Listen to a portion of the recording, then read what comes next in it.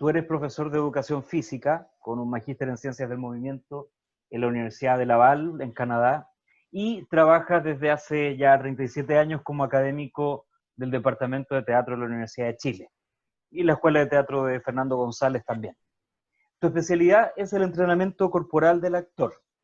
Por otra parte, también te dedicas a la rehabilitación de la condición física de sujetos sanos sedentarios.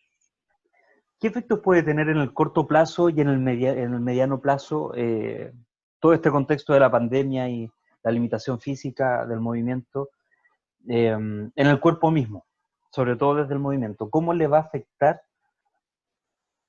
al cuerpo y a la forma de movernos lo que está pasando ahora según tu visión profesional?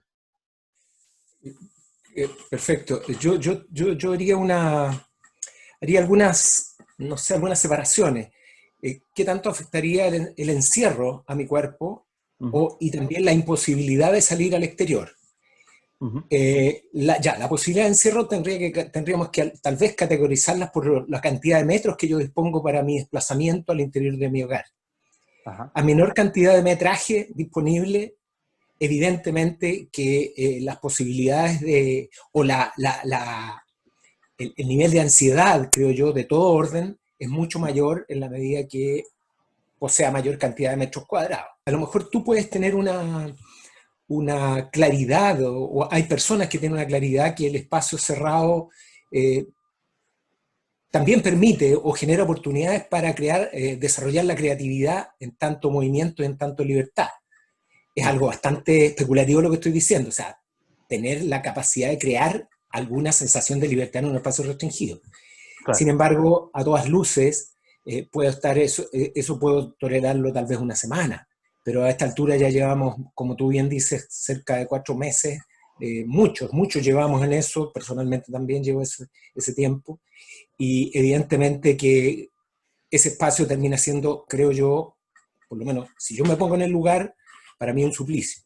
Aparte que ahora no hay una libertad. Cuando uno se va a vivir a un lugar reducido con estas características, uno asume que va a tener cierto nivel de libertad de salir cuando quiere y entrar cuando quiere. Exacto. Ahí tenemos un tema. Primero, esta suerte de libertad yo la puedo manejar dependiendo del nivel de metros disponible que tenga para libertad para moverme. O sea, si a mí me gusta moverme, soy un tipo hiperactivo, yo vivo en una parcela de media hectárea, yo me puedo mover y puedo jugar y puedo hacer un montón de cosas y puedo atenuar ciertas variables a diferencia de un espacio reducido. Si yo era sedentario, con esto, según, claro, como lo ves tú desde lo profesional, el sedentarismo se podría aumentar. Absolutamente, porque si tú eres sedentario, sales de tu casa, de tu departamento, bajas en el ascensor, vas a tu vehículo, tomas el vehículo, llegas a tu oficina, entras a la oficina, caminas los 2 pasos para llegar en la entrada, tomar el ascensor, llegar a tu silla, hay movimiento, hay un movimiento, hay una acción, hay ideas, hay necesidades que se van poniendo una a otra, que es salir, bajar, tomar el auto, manejar, mirar la calle, las luces, todo eso. Hay una acción, hay movimientos físicos y movimientos de tu cerebro que están activándose a través de los estímulos externos. Mientras que estar sentado en un solo lado, no hay ni movimientos ni esos estímulos. Entonces, esa necesidad que tiene el cuerpo está hecho para la acción, está hecho para pensar, para sentir, para todo. Entonces tú le restringes a esas posibilidades, fundamentalmente las acciones motrices o motoras, que es caminar, correr, saltar, bailar, etc. Evidentemente que eso va a producir un deterioro, si lo miramos solamente desde el punto de vista fisiológico, un deterioro en el sentido de que pierde las cualidades que ya tenía, sean bajas, medianas o altas. Del lugar que las tiene, las bajas más todavía. Es como el peor estado o el mayor estado de sedentarismo es el estado de ingravidez, o sea cuando tú no haces nada, o cuando estás enfermo o traes una cama por mes. No es el caso, no es el caso. Sin embargo, el estar encerrado en un departamento de 40 metros cuadrados equivale a estar, de alguna manera, para una persona que todos los días se mueve para su trabajo, es entre estar acostado y estar trabajando de manera regular, es decir, está en el centro de la acción. Es insuficiente como acción, eso de todas maneras. Pero el realizar actividad física, el realizar alguna actividad física programada, genera fatiga muscular. La fatiga muscular en la medida que tú vayas entrenando, se va desplazando, la fatiga se empieza a alejar, ¿no? Luego de terminar una sesión, por ejemplo, de entrenamiento, cuando ya tienes tu cuerpo preparado para eso, los estados de fatiga, después que termina la actividad física, viene una sensación de placer. Después de la ducha, te sientas, estás gratamente cansado. Bueno, hay una serie como de neurotransmisores y sustancias que funcionan a nivel del placer, que son las endorfinas, ¿no? Sin embargo, las endorfinas generan ese estado de placer y se producen en grandes cantidades cuando tú entrenas demasiado. ¿Ya? Por eso la gente adquiere cierto el hábito de entrenar mucho, tanto en gimnasio como también los deportistas, y generan muchas cantidades de endorfina y termina siendo placentero y tal vez terminan siendo obsesivos en la práctica. Sin embargo, nosotros que somos personas normales, que hacemos una actividad física normal, esa cantidad, uno no lo percibe, pero en la generación de esas sustancias yo percibo que no es blanco-negro, sino que hay un continuum de mínimo a máximo. Entonces una persona, en la medida que se vaya moviendo, la cantidad de esos como son neurotransmisores también empiezan a generarse proporcionalmente a la actividad que yo haga. Entonces, esas sensaciones son las que me dan ese sentido de placer, ese sentido de libertad, de tener un cuerpo libre, un cuerpo que está vibrante, un cuerpo que está palpitante, un cuerpo que está receptivo, que está generoso ¿no es cierto?, de intercambiar lo que sea. O, Entonces, digámoslo, entre comillas, un cuerpo positivo. Hay un problema en la población que entiende, bueno, voy al gimnasio, y dice, voy a hacer deporte al gimnasio. Yo creo que hay que clasificar bien actividad física con deporte. El deporte tiene un objetivo, que es competitivo, recreativo, pero que también es actividad física. Pero si tú eres un sedentario que estuviste 4 meses encerrado en un departamento 4x4 y te vas a meter al club, a la liga de fútbol, a la liga de lo que sea, y te pones a jugar fútbol, evidentemente que va a ser demasiado traumático, digámoslo así, por la cantidad de microtraumatismos y posibilidades de lesiones que tenga, y no vas a alcanzar no va a terminar siendo placentero. Es decir, es un ejemplo bastante burdo del deporte. Puede ser básquetbol, puede ser lo que sea. Incluso puede ser, si tú eres maratonista y te gusta correr, todas las corridas que organizan las diferentes marcas, ese es un deporte, sí, porque tu objetivo es participar y tener una marca que a ti te satisfaga. Sin embargo, la actividad física tiene otra concepción, la actividad física tiene otro objetivo, es salud. La actividad física es salud. Para mi gusto, la educación física que se hace en los colegios debería ser educación física, o sea, debería tener una relación con la actividad física para la salud, y que no no una necesariamente es educación deportiva. deportiva. Perfecto. No una educación deportiva. La educación deportiva, ojo, que la educación, no todos somos aptos para realizar un deporte, no todos venimos genéticamente, ni socialmente, o ni culturalmente para desarrollar un deporte. Por lo tanto, en un curso tú haces, por ejemplo, tal vez nos estamos alejando un poco de la idea, pero en un curso tú llegas al profesor y dices, vamos a hacer básquetbol, todos los niños y las niñas haciendo básquet, y todos no son aptos, no tienen la misma capacidad oculomotriz para manejar un balón, le llega, etc. Y no les gusta, y genera frustración en los que no les gusta, no tienen las capacidades. Por lo tanto, el deporte en los colegios yo creo que se tiene que hacer como talleres para quienes tengan interés en tal o cual cosa. Sin embargo, la actividad física es para todas las personas y se programa de acuerdo a tu condición de base y está orientada fundamentalmente hacia una salud. Y la actividad física realizada de esa manera es el mejor, pero el mejor seguro de vida preventivo para ¿no es cierto?, evitar una serie de accidentes o enfermedades que son consideradas ya epidemias en nuestra época, como son las enfermedades cardiovasculares. Yo no sé si esto estará ligado a este patrón de asociar, de confundir actividad física con deporte, porque sin duda cuando yo pienso en deporte, pienso en una exigencia competitiva, y no a todas las personas les gusta competir. Así Entonces, es. a mí me da la sensación de que a lo mejor algo hay ahí de asociar la actividad física a competir y algo que a lo mejor no me va a gustar. Entonces, aquí viene mi segunda pregunta. ¿Por qué nos cuesta tanto la actividad física, siendo que la actividad física en sí mismo no es competitiva? ¿Por qué nos cuesta movernos, siendo que no implica un desafío de competir con otro? ¿Por qué hay tanto sufrimiento ahí? Yo creo que la causa en primer orden es que la educación física entregada en los colegios, que es cultura física, es culturizar físicamente a las personas, ha fracasado, porque ha tenido una gran tendencia a la educación deportiva. Pienso que ahí está la base.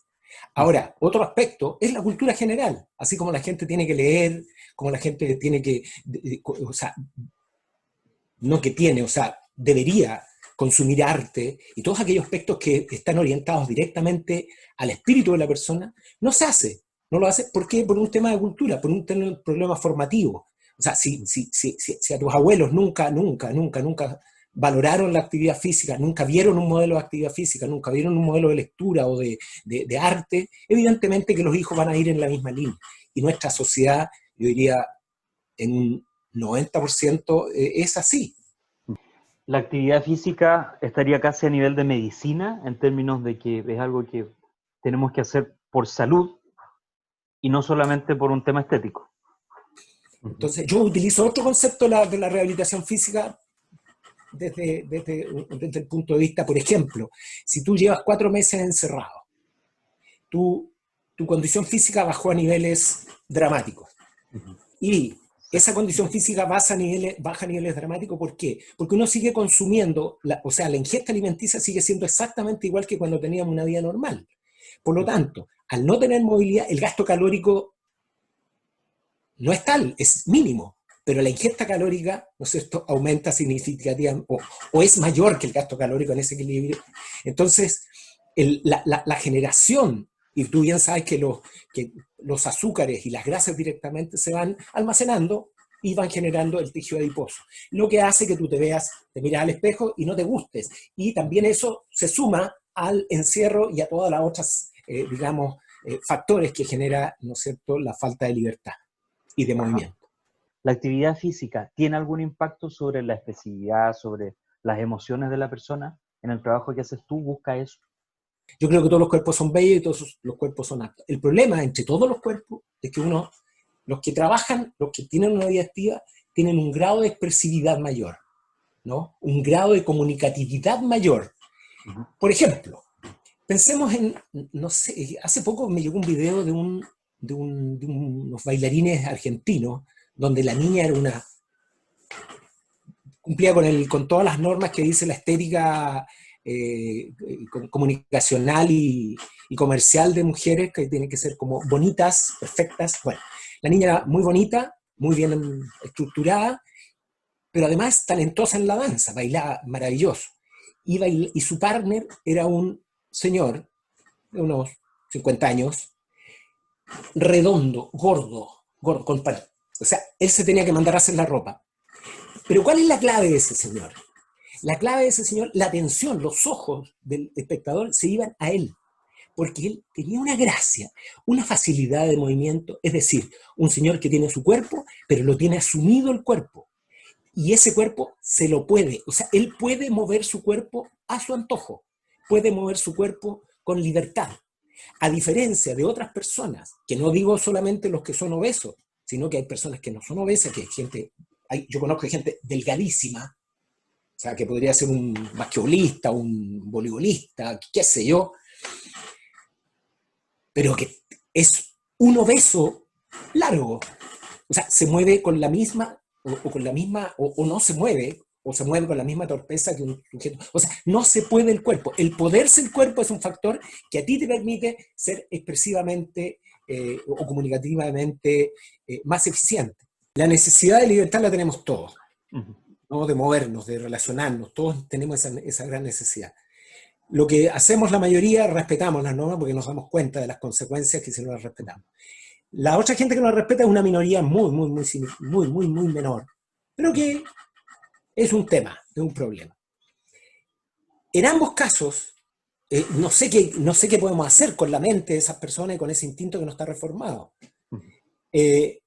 Pero creo yo, me aventuraría a señalar que si esas personas que no tienen ese instinto reformado tuvieran algún nivel de actividad corporal sistemática y organizada y bien dirigida en sus hogares, creo que la necesidad de salir bajarían significativamente. A mí me tocó hacer un estudio hace muchos años atrás en la penitenciaría con un colega fisiólogo del esfuerzo, eh, que se denominaba los niveles de ansiedad en la población penal, evidentemente sometidas a un trabajo de entrenamiento. Y se tomó un grupo control y un grupo experimental. El grupo de control no hizo nada y el grupo experimental hizo actividad física. Y de acuerdo a test, que no te los puedo especificar ahora, yo en ese tiempo era ayudante, era como el que llevaba las carpetas al maestro, entonces observaba eso. Entonces, de acuerdo a los test que se hicieron, los niveles de ansiedad de aquellos que estaban realizando un programa de actividad física eran significativamente menores que los que no hacían nada. Y eso también tenía que ver con, se hicieron exámenes de sangre y toda una serie de componentes de carácter bioquímico estaban presentes en aquella experiencia. Por lo tanto, en términos gruesos, esa experiencia me hace pensar, y no es que sea esa experiencia, por favor, existen miles, pero miles de referentes que hablan de eso, y explican desde la A hasta la Z por qué, el porqué del porqué. Entonces, si esas personas que porfiaditas, que no manejan aquellos aspectos, fueran sometidos a un programa de trabajo en sus lugares, evidentemente que bajaría, ¿no es cierto?, ese nivel de necesidad de libertad que se transforma en delito. Ok, por lo tanto, si estas personas que no pueden controlar el salir a la calle a socializar, vamos a hablar solo de ellos, ¿ya? A socializar, hicieran algo físico estructurado en su casa, eventualmente podrían reducir su necesidad de salir, ¿cierto? Obvio, porque es una ansiedad, y yo creo que tú estarás de acuerdo conmigo, ese estado de ansiedad también bajaría y disminuiría, lo que no significa ni garantiza que ese tipo no va a salir, porque de repente hay cosas que están acá y que con lo que hagas no va a cambiar, y que tiene que ver con la cultura de las personas, que es otro gran tema. Claro, y que no aplica 100%, ninguna recomendación aplica 100% a todo el mundo, ¿ya? Exacto. Podemos decir que esto eventualmente podría reducir, que sería mejor que nada, a lo mejor. Absolutamente. Y que muy como en toda acción, por mejorar tiene que haber una voluntad, o sea, la persona tiene que querer reducirlo. Son varios factores que se conjugan al respecto. Y claro, uno puede hablar de la actividad física como la actividad física que es lo mejor del... No, la actividad física junto con otras cosas, o sea, no es venta de pomada la actividad física, es un complemento a muchas otras cosas, pero que es importante también, si tú, es como la mesa tiene 4 patas, le sacáis una pata, se cae, es lo mismo. ¿Qué puede hacer una persona que está en su casa encerrada? Vamos a volver al ejemplo de los 40 metros cuadrados. Perfecto. De partida, en términos físicos, para sentirse menos ansioso, considerando que tiene espacios limitados y tomando en cuenta que esta persona quiere hacerlo, porque si la persona no lo quiere hacer, obviamente que no lo va a hacer. Pero alguien que quiere partir con algo básico para sentirse menos ansioso en su casa, ¿qué puede hacer como actividad física? Partamos como, no sé, con algún ejemplo que me puedas contar. No vamos a hacer ejercicio propiamente tal ahora. Pero tú dijiste algo muy importante, si la persona no quiere hacer. O no tiene la necesidad de hacerlo. Tal vez está en calma, tranquilo, tiene un manejo, a lo mejor practica, no sé, meditación, hace relajación, hace un montón de otras alternativas que lo mantienen en un estado cómodo. O no hace nada, pero por naturaleza, genéticamente, un tipo tranquilo que no le afecta. Eso, dejémoslo de lado. Pero yo te he afirmado que buena parte de la gente que está ahora en encierro tiene niveles de ansiedad y creo que no sabe o no se anima o no quiere dar el paso para hacer algún trabajo corporal.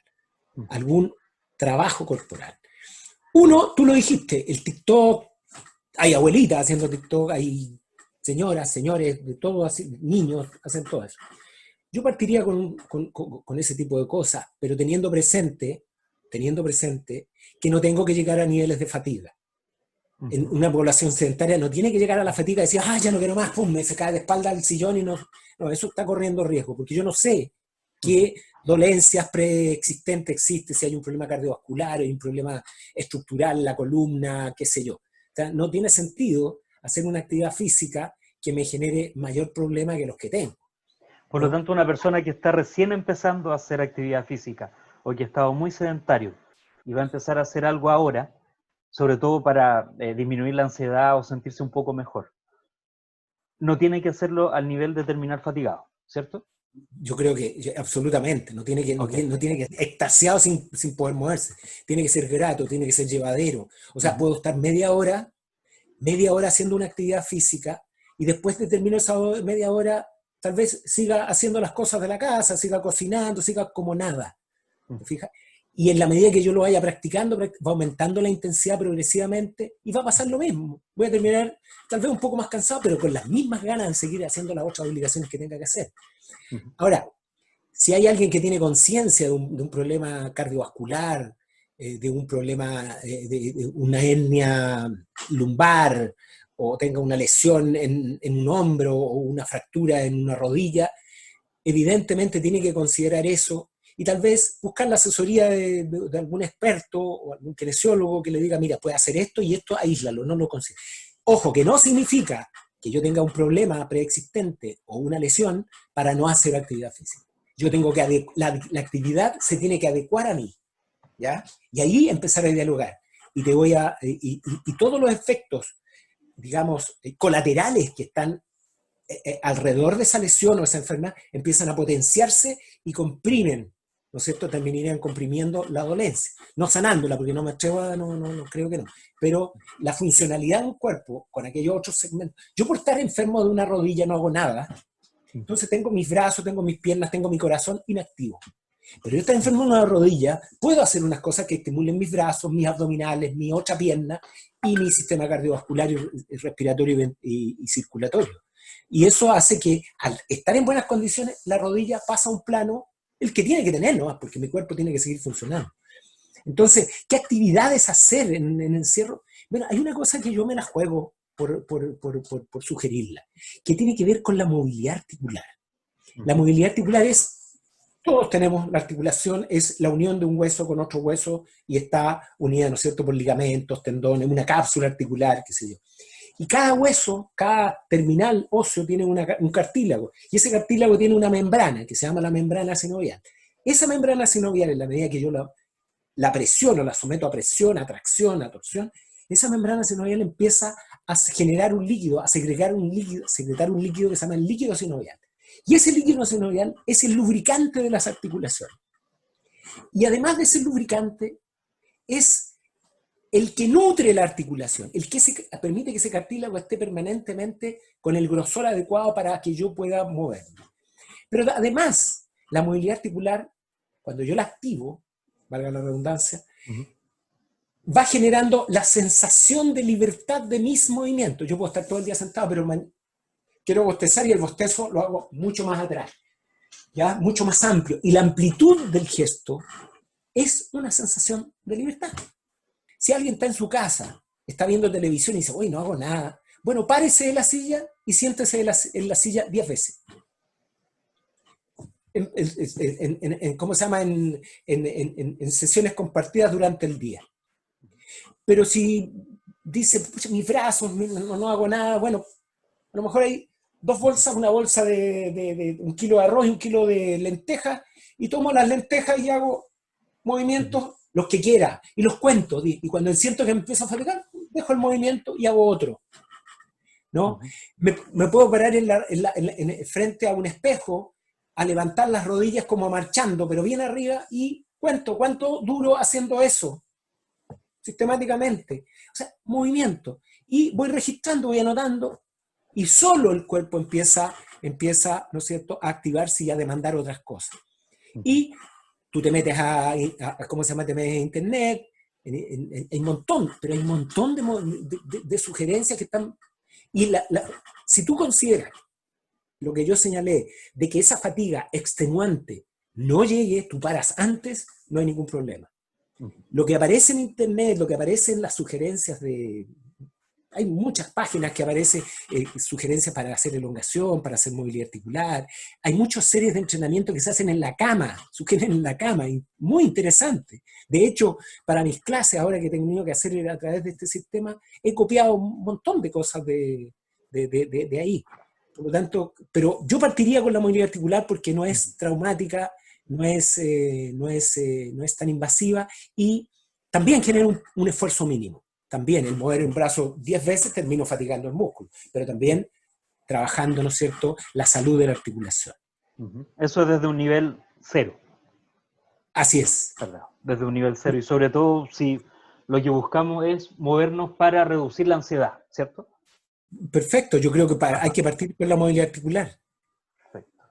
Ahora, Y, tú dices de nivel 0, pero hay gente que tiene un nivel 20, un nivel 30, y esa persona que tiene un nivel 30, un nivel 40, algo sabe, alguna predisposición tiene. Algo Por lo tanto, ha hecho puede ejercicio. ajustar un programa o generarse su propio programa, porque la gente depende mucho. Oye, ¿por qué no me hay un plan de entrenamiento? Si el plan de entrenamiento te lo puedes hacer tú. Evidentemente, parte probando. Si no te fatigas, si no caes desmayado al suelo por estar haciendo tu prueba, evidentemente no hay problema. Tú empiezas a probar qué cosas, a inventar coreografía, a inventar bailes, pon un ritmo de cumbia, una reggaetón, pon no sé lo que sea, y dice cuánto rato soporto haciendo esto. Y antes de que te fatigues, para y eso lo vas haciendo sistemáticamente y ya ahí tienes un valor agregado a tu actividad. La cosa es anterior, es más simple. O sea, y cuando tú te pones a hacer movilidad articular y quieres bajar de peso, quieres reducir tu cintura, evidentemente que no va a pasar eso. Si es el movimiento para generar, como te digo, bajar la distancia, el movimiento, olvídate de tu condición física. Si quieres bajar de peso, tenés que dejar de comer. ¿Cachai? Punto. La actividad física no es tan efectiva para bajar de peso. Lo que produce la baja de peso es una dieta ordenada, complementada con una actividad física. Pero aquí el objetivo es bajar los niveles de ansiedad que genera esto, porque los niveles de ansiedad, ojo, y lo digo personalmente, yo que soy un tipo acostumbrado a moverme, están somatizando en dolores de espalda, en problemas al colon. O sea, yo creo que llevo cuatro dolencias acumuladas en estos 4 meses que llevo encerrado. Entonces, claro, poco a poco, al principio era por la depresión. Hay una pandemia, o sea, está muriendo gente, millones de personas, o sea, no, miles de personas están muriendo. Entonces, yo no puedo estar impávido a eso, me afectan las noticias, me afectan un montón de cosas. Entonces hay una primera parte que uno está quieto y no reacciona. Pero llega un momento que empieza a reaccionar y ya creo que ahora a esta altura mucha gente ha estado reaccionando. Y empecé a hacer mi plan de entrenamiento muy simple, no es lo que yo entreno todo el tiempo. Levanto la rodilla, hago sentadillas, me cuelgo en una barra, hago movilidad articular, y no todos los días, de a poco. Y fíjate que ya he descubierto, ojo, he descubierto en mí, que yo no soy el que pregona eso, me cuento que por lo menos funciona. No estoy con mi nivel de condición física como lo tengo, no sale a trotar, a hacer ejercicio, a hacer clases, pero tengo ánimo, estoy enfrentando las tareas, estoy enfrentando mis clases a través de la pantalla, que al principio me cargaban y ahora he aprendido que a través de esto algo avanzo con mis estudiantes. Algo que ayude a las personas a sentirse mejor, pero desde lo físico, desde el movimiento, que tenga que ver con, no sé, con una sensación de bienestar. Bueno, yo creo que la actividad física, creo que cada uno de nosotros tiene que buscar qué actividad es la que nos atrae más y nos genera ese bienestar y ese placer por hacerla. El baile, la danza, yo creo que la danza genera un placer bastante importante. El problema de la danza es que tiene patrones motores que son, de repente uno se siente frustrado porque no baila bien. Yo creo que eso da lo mismo. Yo creo que hay que bailar, porque el objetivo es moverse. ¿Y qué es lo que tiene la danza que tú crees que a lo mejor puede hacer que al ejecutarla, al bailar, la gente se pueda sentir mejor? Está más cerca de mi cultura. Está más cerca de mi cultura, está más cerca, es más personal. A diferencia de un programa de entrenamiento que yo tengo que hacer 25 extensiones de brazos, eso es algo como estructurado. Y hay gente que le gusta eso, tal vez más que la danza. Porque eso lleva más rápido a un camino de lograr una buena condición física, es más efectivo para lograr esa buena condición. Pero la danza es más familiar, yo lo puedo hacer, lo puedo jugar, no, o sea, es más cómodo, es más placentero.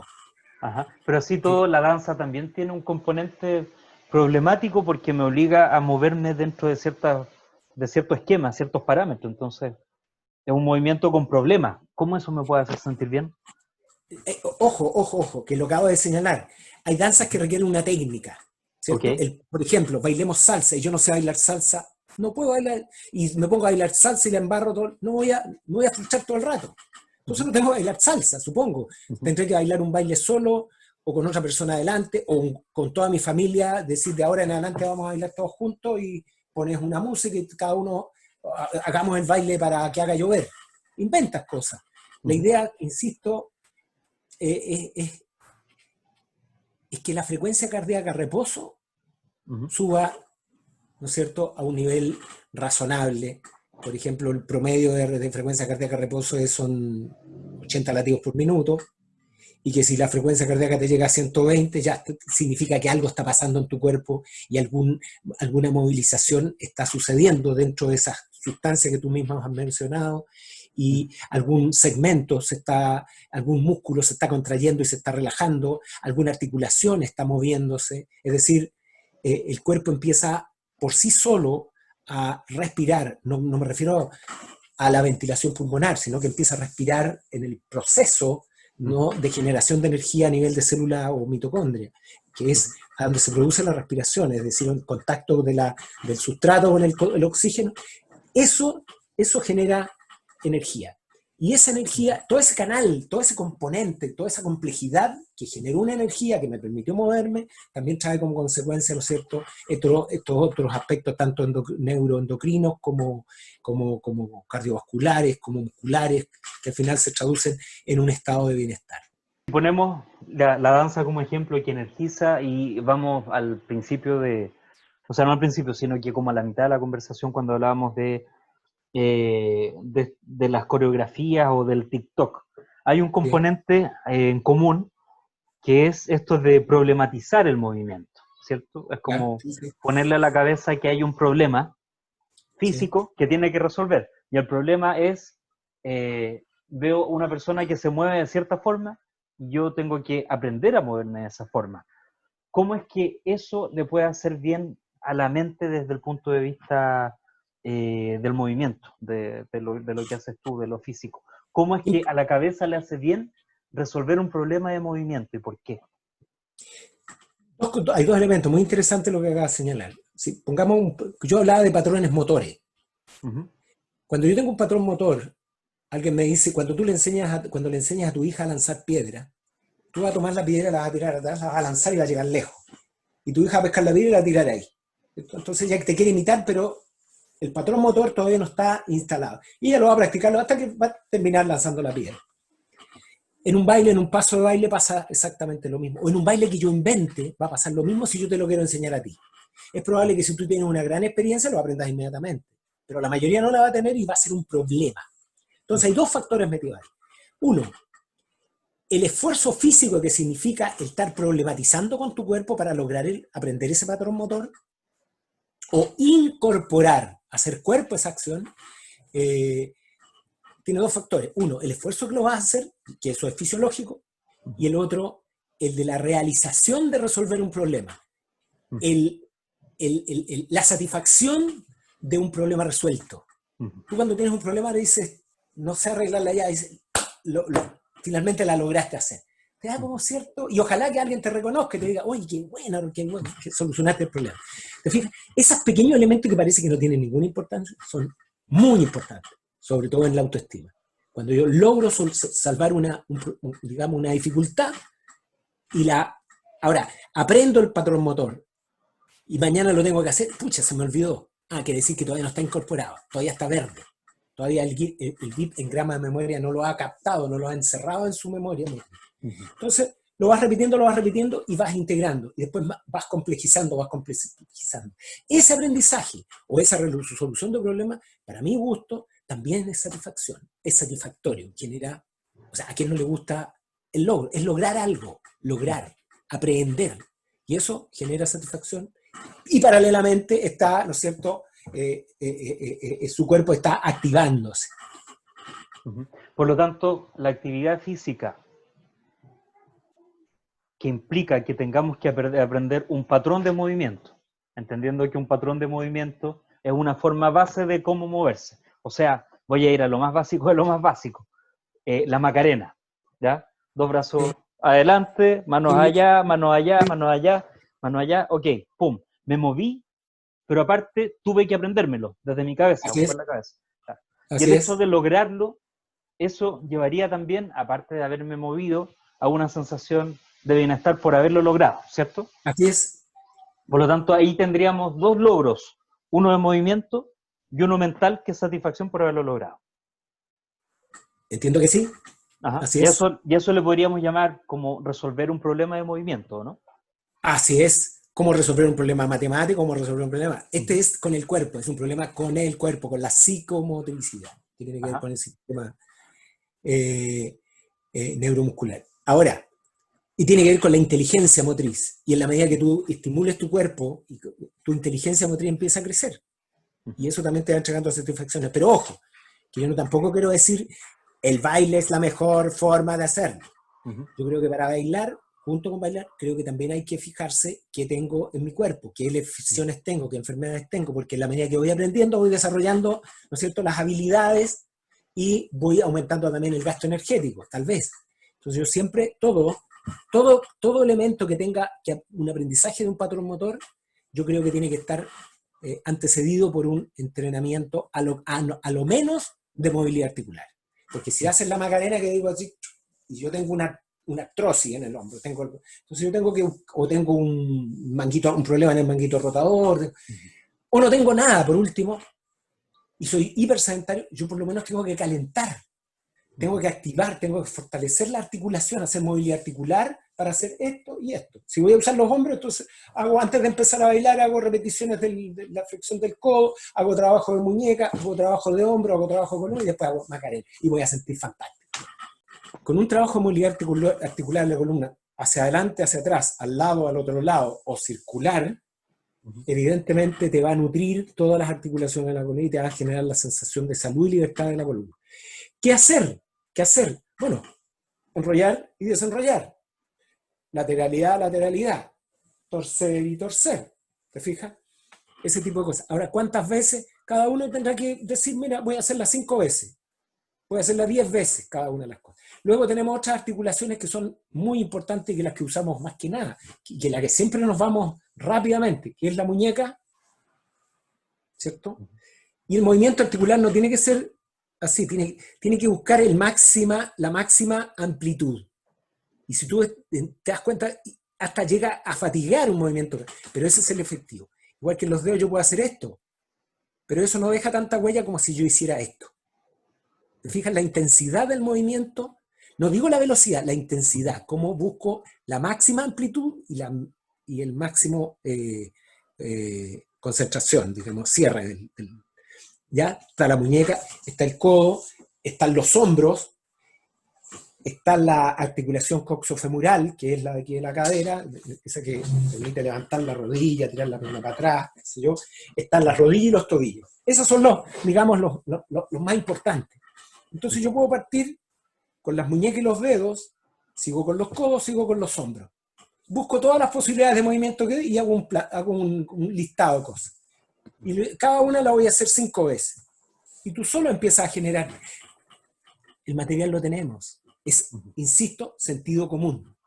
El más escaso de los sentidos en este tipo de cosas. Uno dice, no, ahí tiene que haber un... Para eso sí. Ahora, cuando empieces a desarrollarte, empieces a crecer, a tener mayor necesidad, bueno, métete a internet, busca un experto, llama a un profesor, llama a un kinesiólogo, no sé, y empieza a aumentar. Siempre hay alguien conocido que puede darte un buen consejo para hacerlo. Siempre teniendo presente tus enfermedades preexistentes. ¿Es necesario que para que el movimiento sea efectivo en algún momento me haga sentir fatiga? ¿Es parte No de la actividad necesariamente. física? Ok. No necesariamente. Hay gente que dice, mira, al otro día amanecí dolorido, por lo tanto el trabajo físico estuvo fantástico. No necesariamente. La movilidad articular te va a generar una fatiga, más bien un dolor, una molestia de cansancio muscular en la región. Nadie se va a morir por eso. No pasa nada. Por eso digo, la movilidad articular es la menos riesgosa en la medida que tenga unas articulaciones sanas. Es la que no hay ningún riesgo. O sea, te vaya a mover y en el minuto 50 ya no te da más la mano para ahí, no te pasa nada, no te vaya a morir. Igual con la columna, con todo. No va a pasar nada, pero sí hay un gasto energético mínimo que te va a permitir, ¿no es cierto?, empezar a mover. Ahora, si te pones a hacer sentadillas, o te pones a hacer rebotes, o te pones a hacer saltos, girar, soltar una cuerda, eso va a generar fatiga. Ojo, la fatiga de la buena. La fatiga de la buena, que hay que estar atento antes de caerse desmayado. No esperar caerse desmayado, sino que cuando ya sentís que está ahí un poquito, la boca se seca, empiezas a bostezar, ya creo que son los primeros síntomas de cansancio, digamos, que fatiga. Porque bien sabes, la fatiga, la primera manera de mostrarse es con un bostezo. La segunda manera de manifestar la fatiga ya cuando está un trabajo bastante fuerte, es el mareo. Empezás a marearte, ¿ya? La tercera, estoy haciendo un ordenamiento así súper arbitrario, ¿eh? La tercera, y tiene que ver con lo que yo veo con mis estudiantes. La tercera es cuando ya tú te desmayas. Y hay que agarrarte y ponerte te pones blanco. O antes de caer desmayado, vas y te dan ganas de vomitar. Es porque el trabajo ha sido muy intenso. La otra es cuando te desmayas, sí, definitivamente te desmayas. Y la otra es la muerte. Ojo, las arterias y las venas son músculos. Es un músculo liso, que tiene fibra, tiene mitocondria, tiene igual. Pero que los movimientos no son voluntarios, son involuntarios. O sea, yo no los manejo. Sin embargo, el trabajo físico, el trabajo ventilatorio, el aumento de la frecuencia cardíaca, permite que la fibra muscular de los músculos lisos se vaya fortaleciendo. Es decir, entonces, que cuando yo tengo el corazón manda un latido de sangre, baja por las arterias, ¿no es cierto? Las arterias se abren, son más flexibles y se cierran, ¿ya? Igual con las venas. Pero cuando el tipo es sedentario, todo esto está como dirían los chicos, está laxo. Entonces, ¡pum!, baja la sangre y cuesta que tú sabes que la sangre vuelve al corazón a través de camarillas que van a través del trabajo muscular, van subiendo, ¿no es cierto?, a través de camarillas y llegan al retorno. Y cuando eso no está operando bien, se queda alojado abajo y como no hay retorno venoso, hay una señal que me dice, cáete, porque te va a estar horizontal, entonces ahí se va a producir el equilibrio de la sangre, del flujo sanguíneo. El placer, generalmente el ejercicio, la mayor parte va después del ejercicio. Porque mientras estoy haciendo ejercicio, me estoy cansando, me está doliendo, hay como una suerte de autotortura mínima. Yo supero esa barrera y después me voy a sentir mejor. Pero hay gente que no supera esa barrera porque la barrera es muy alta, es muy compleja, y no la supera y termina siendo, ¿no es cierto?, una tortura. Esa fina línea, es la que uno tiene que tener presente, y por eso yo digo, no lleguemos a la fatiga. No lleguemos a la fatiga al desagrado haciendo el trabajo físico. Sobre todo cuando estamos comenzando. Cuando una persona está entrenada, no es tema la fatiga. Va y se revienta y le duele y se cansa, hasta lo disfruta. ¿Ya? Pero una persona que está empezando, yo creo que tiene que tener mucho cuidado con ese tipo por mucho, y ojo, que de repente el instructor te dice, dale, y dale otro más. Entonces yo creo que en ese sentido hay que tener mucho cuidado con el sobreestímulo externo. Dale, de repente los pololos, dice, el tipo es un balazo para hacer actividad física y vamos al cerro. Pero vamos, corre. La persona no puede, tiene que ir a su ritmo. O sea, por eso hay muchos entrenamientos que, para mi gusto, cuando ya tienes una base, lo tienes que hacer solo. Esto que te estoy diciendo, una rehabilitación de la condición física, es decir, progresivamente trabajar las articulaciones, progresivamente empezar a caminar, progresivamente empezar a andar en una trotadora, progresivamente andar en una bicicleta, todo progresivamente, es una meseta, y mientras más sedentario estás, menos marcada es la curva de la meseta. Mientras bien entrenado, sí, la curva es mucho más rápida. Tratando de no exigirle tanto al cuerpo más de lo que puede dar, entiendo, en el fondo, ¿no? Así es. Y son dos factores, el psicológico y el físico, porque el dolor físico se va rápidamente a lo psicológico y a la asociación con tortura y al desagrado y a la frustración. Entonces, y viceversa. Eso tiene que ser amigable. Y viceversa. Claro. Tiene que ser amigable. De hecho, de eso se ha tratado esta conversación, de esta relación entre la mente y el cuerpo y viceversa. Porque ahí te quería preguntar, como para finalizar, si es que tú podrías afirmar que el cuerpo se estresa, entendiendo que el estrés es cuando la persona siente que le pide más de lo que puede dar. La cabeza se estresa cuando una persona siente que se le exige más para lo que está preparado, se estresa, se tensa y no puede seguir más. Pasa eso en el cuerpo y por eso hay personas que desisten de seguir haciendo actividad física? Absolutamente, muchas. O sea, te digo muchas, pero muchas. Y un ejemplo claro es la educación física en los colegios. Y ahí pasamos a la línea deportiva, ¿o no? Claro. O, ojo, también puede ser un profesor que le guste mucho la educación física para el cuerpo, para la salud, pero hay un señor que no, hay un estudiante o una estudianta que no tiene, eh, que vivía, toda su vida vivió en un departamento al lado de un señor, de un estudiante o una estudiante que viene del, qué sé yo, de la cordillera, que vivía o en Valparaíso, que están acostumbrados a subir y bajar cerros y tienen una muy buena capacidad, ¿no es cierto?, aeróbica y de muscular de tren inferior. Y a todos los pone a hacer sentadillas, evidentemente el que viene del departamento se va a morir. Entonces tiene que hacer un buen diagnóstico y hacer un trabajo por grupo, parcelado o diferenciado, orientado a nivelar todos los niveles, todos los grados de capacidad física. ¿Consideras tú, Igor Pacheco, sobre todo considerando, tomando en cuenta el contexto de la pandemia, que hoy en día lo ideal es que nos forcemos a hacer actividad física, o a lo mejor no que nos forcemos, pero los que a lo mejor no la estábamos haciendo de manera voluntaria y espontánea, lo tomemos como algo más en serio y que realmente tenemos que hacer? Absolutamente. Y yo te digo que yo no iría a esforzarnos. Si somos gente racional, si nos damos cuenta que nuestro cuerpo, nuestra ansiedad, algo no está funcionando bien, yo creo que, o sea, es lógico, tenemos que empezar, insisto, de lo simple a lo complejo. Creo que sí, tienes toda la razón. No tiene que ser traumático, eso está claro. Tiene que ser progresivo, eso está claro. Pero sí tenemos que hacerlo.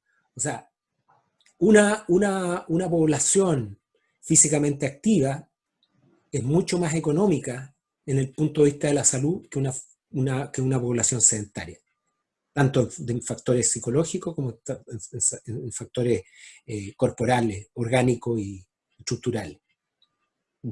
O sea, incluso uno mismo tiene menos gastos a largo plazo si es que uno es más Absolutamente, activo que sedentario, absolutamente. por salud, El por placer, alimentación. claro, claro, es evidente, tiene que estar asociado a una vida sana también.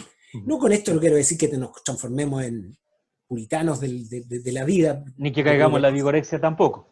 claro, pero creo que la actividad física compensa las otras cosas. A mí me gusta comer bien, me gusta tomar un vino al almuerzo, evidentemente que son calorías que no son aconsejables al cuerpo, pero tengo la posibilidad yo de hacer actividad física y compensar un poco eso para tener la posibilidad. Ahora, ojo, el tabaco sí que no tiene vuelta. El tabaco, no, la actividad física no compensa nada el daño que hace el tabaco. Nada. O sea, yo creo que el tabaco... Ahora, y respeto al que le gusta fumarse un buen cigarrillo, un buen puro, un buen tabaco, le genera un placer la nicotina. Bien por él, que lo disfrute. Sin embargo, yo igual complementaría eso con actividad física. No le va a quitar la actividad física el efecto de la nicotina en los pulmones, pero sí le va a generar otro nivel de funcionalidad que sea más encima sedentario, más encima fuma y más encima come mucha grasa, come mucha azúcar y muchas toxinas, evidentemente le va a salir caro ese hábito de vida. El más caro de todo es que, bueno, la hipertensión, el colesterol, el problema del azúcar, de la diabetes, y eso es vivir la vida llena con obstáculos. Yo creo que la actividad física, para redondear esto, la actividad física es para y durante toda la vida. La actividad física no le agrega más años a la vida, le agrega más vida a los años.